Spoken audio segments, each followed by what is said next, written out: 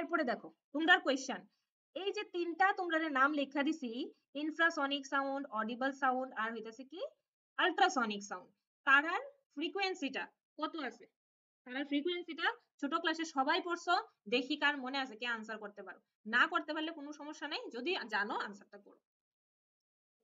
Ma'am infrasonic sound তো 20 হার্টজের নিচে হয়।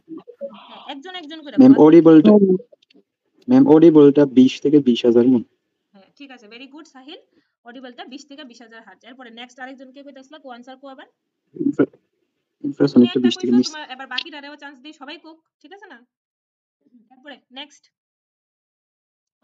আল্ট্রাসনিক 20,000 এর উপরে, হার্টজের উপরে সাউন্ড। আল্ট্রাসনিক 20,000 হার্টজের উপরে, বিক্রম ভেরি গুড। এরপরে নেক্সট ইনফ্রাসনিক, ইনফ্রাসনিকটা যে কোনো একজন কো আনসার কো।